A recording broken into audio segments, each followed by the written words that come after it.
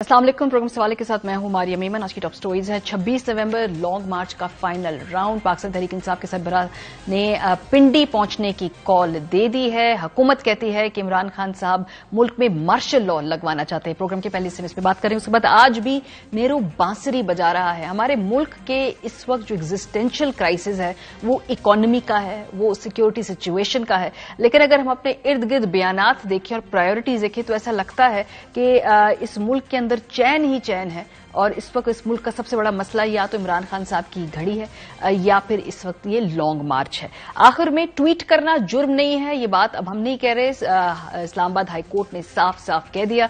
ये बाबर सत्तार साहब ने इस हवाले से बहुत ही खूबसूरत जजमेंट दी है। प्रोग्राम में इस हवाले से बात करेंगे प्रोग्राम के आखिरी हिस्से में। लेकिन आगाज का सबसे पहले नवंबर की तैनाती। मुझे नहीं याद कि मेरी लिविंग मेमोरी में कभी इस तैनाती के हवाले से इस कदर पहले गुफ्तगू हुई हो या इतना बड़ा सियासी बयानिया और पूरी की पूरी सियासी मूवमेंट्स एक तैनाती के गिर्द इस तरीके से घूम रही हों जैसा कि आज हो रहा है।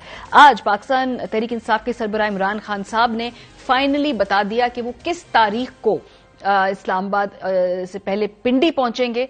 26 नवंबर है वो तारीख, यानी अगला हफ्ता जब इमरान खान साहब अपना लॉन्ग मार्च पिंडी लेकर पहुंचेंगे। उन्होंने इस हवाले से क्या कहा, सुनिए। अगले हफ्ते 26 नवंबर को आपने सबने पिंडी आना है। 1 और 2 के बीच में आपने पूरी कोशिश करनी है पहुंचने की। मैं खुद वहां आपसे इंशाल्लाह खिताब करूंगा और अगला लाएमल दूंगा। ये तहरीक रुकने नहीं लगी। ये तहरीक रुकने नहीं लगी। अब 26 नवंबर को इमरान खान साहब इस्लामाबाद नहीं पहले पिंडी जा रहे हैं। बिलावल भुट्टो जरदारी साहब ने इस हवाले से कहा कि ये जो लॉन्ग मार्च है, ये जो पूरी तारीखें दे रहे हैं इमरान खान, इसका सारे का सारा मामला ये घूम रहा है आर्मी चीफ की तैनाती के ऊपर। Why has Mr. Khan chosen the very week when the appropriate files must move to the appropriate ministries for the nomination of the new Chief of the Army Staff? आपने पिंडी क्यों चुना है कि आप वहां से खिताब करेंगे? ये साफ हमें बताता है कि खान साहब के जो बैकर्स है उसका मतलब क्या है। उनका मतलब है ये शख्स जो है ये इस तैनाती को मुतनाज़ा करना चाहता है। नवाज शरीफ साहब ने भी ट्वीट की। उन्होंने कहा कि इमरान खान का लॉन्ग मार्च किसी इनकलाब के लिए नहीं बल्कि अपनी मर्जी का आर्मी चीफ लगाने के लिए है। इसका इनकलाब उसकी 4 साल हुक्मरानी में अवाम देख चुकी है।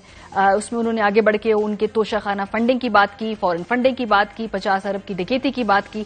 लेकिन उनकी जो ट्वीट का लबे लबाब यही है कि लॉन्ग मार्च जो है आर्मी चीफ की तैनाती के हवाले से किया जा रहा है।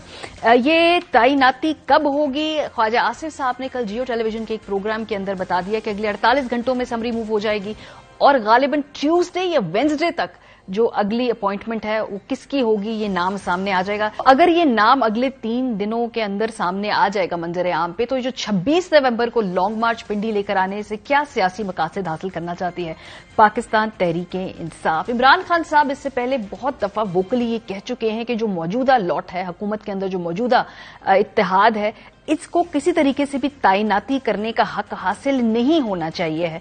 क्योंकि ये जब कोई अपनी मर्जी की तैनाती करेंगे फिर उससे कहेंगे कि इमरान खान साहब को हटाएं और उनसे ये भी कहेंगे कि उनके खिलाफ केसेस बनाए जाएं। क्या कहते रहे खान साहब, जरा सुनिए। ये जो नवाज शरीफ बैठा हुआ है वहां सारे मुल्क को दांव पे लगाया हुआ है। मुजरिम इस मुल्क के फैसले कर रहे हैं कि आर्मी चीफ को किसको बनना चाहिए। ये जो उसे चाहता है पंजाब पुलिस का आईजी की तरह बनाना, आर्मी चीफ से मैं आज आपको कह रहा हूं, ये कहेगा कि पहले तो इमरान खान को किसी ना किसी तरह फारग करो, उसके बाद इसने कहना मेरे सारे करप्शन केस खत्म करो और डील करके एनआरओ ले लो। जब तक इसे ये नहीं पता चलेगा कि इलेक्शन जीत नहीं जाएगा, इसने इलेक्शन नहीं करवाने। इसी पर बात करने के लिए हमारे साथ मौजूद है फवाद चौधरी साहब, सीनियर नायब सदर है तहरीक इंसाफ, साबिक वफाकी वजीर। फवाद साहब, 26 नवंबर को रावलपिंडी पहुंचेंगे। 26 नवंबर क्यों? इस तारीख की को चूज करने की कोई खास वजह? एक तो हफ्ता है और अगले दिन जो है वो इतवार है और एक वीकेंड बनता है। तो ज्यादातर अगर आप पिछले रिकॉर्ड सारे उठा के देखेंगे तो जो पहले इज्तिमा बड़े हुए हैं वो हफ्ते के दिन ही हुए हैं। 26 तारीख इस हिसाब से जो है वो बिल्कुल मुनासिब तारीख है।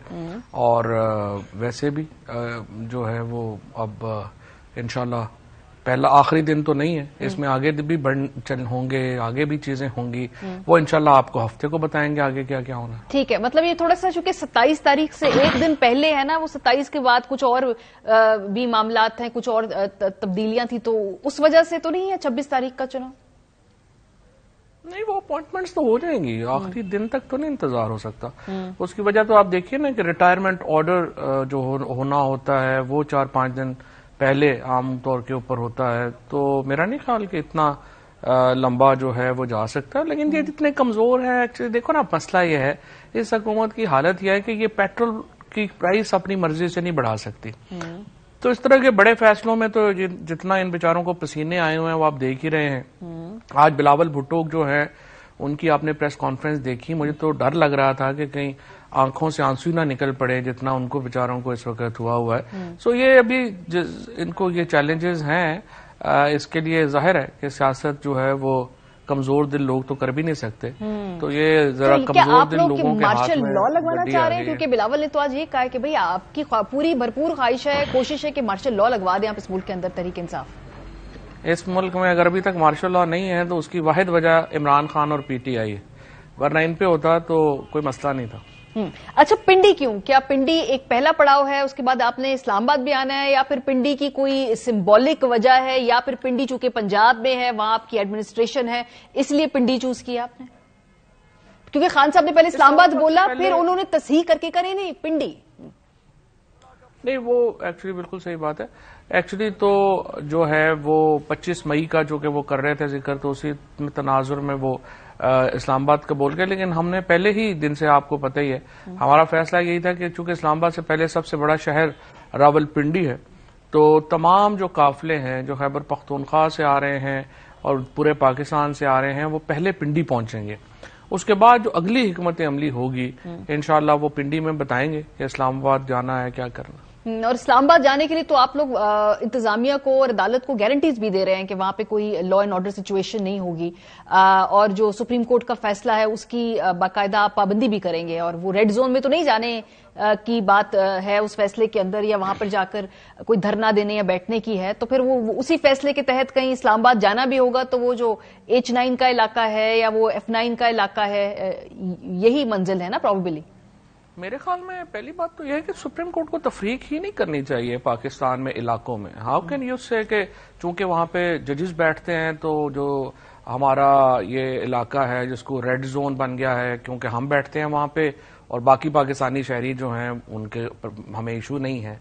یہی تو جو فرق ہے یہ بڑا پرابلمٹک ہے پاکستان میں. یہ جو سیپریٹ جو ایک سیپریشن کر لی ہے ایلیٹ نے پاکستان کے عام آدمی سے، یہ پاکستان کا ایک بڑا بنیادی مسئلہ ہے.